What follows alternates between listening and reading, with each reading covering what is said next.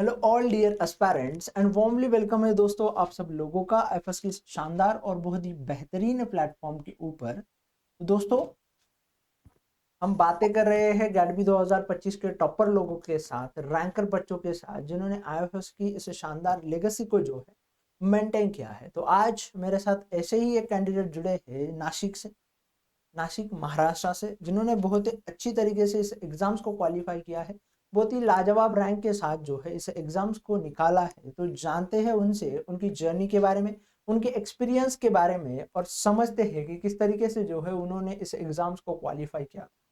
तो hello, hello sir. थोड़ा अपने बारे में बताइए, हमें इंट्रोड्यूस कीजिए। सर मेरा नाम स्नेहल विस्पुते है और मैंने 11th-12th नासिक से ही कंप्लीट की। देन एमएस गोसावी कॉलेज में मैंने फार्मेसी कंप्लीट की। इस साल मेरा लास्ट ईयर था और गैट बी की प्रिपरेशन मैंने लगभग 3 महीने पहले स्टार्ट की थी। गेट भी दिया था मैंने, बट एक मार्क्स से मेरा रह गया वो क्वालिफाई होने के लिए। ओके। सो मैंने आईएफएस के यूट्यूब चैनल से स्टार्ट किया था और वो बुक्स थे ना, वॉल्यूम 1 एंड वॉल्यूम 3 वो भी ऑर्डर किए थे क्योंकि टाइम बहुत कम था। तो इसलिए मैं पूरे वॉल्यूम नहीं कर पाई, पर जितने किए वो मुझे बहुत काम आए। अरे वाह। तो पहले तो कॉन्ग्रेचुलेट करना चाहूँगा स्नेहा, मेरी पूरी आईएफएस फैमिली की तरफ से।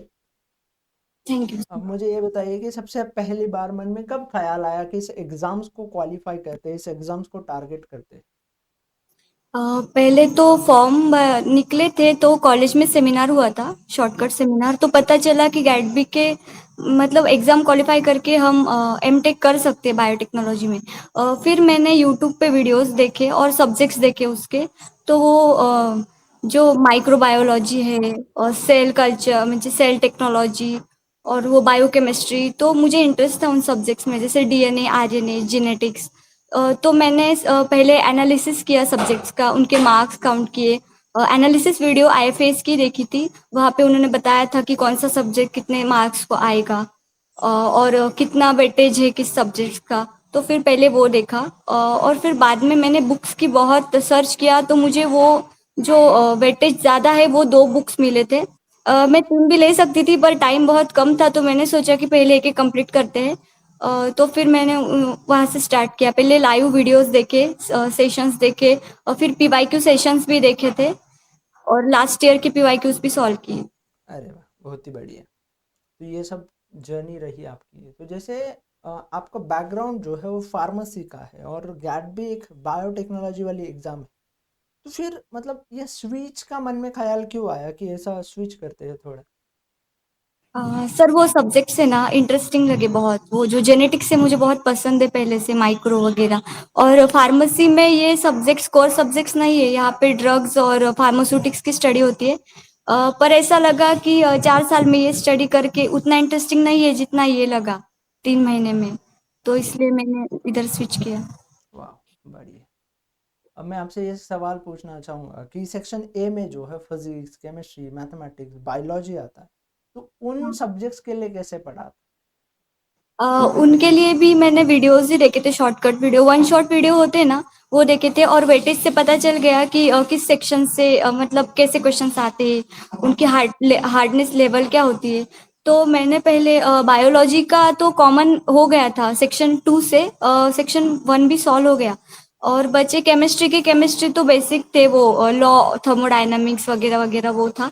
तो उसका मैंने एक ब्रीफ शॉर्टकट रीडिंग किया था, not so deep, but NCERT थी 12th की, तो वो एक ही बार रीड किया था।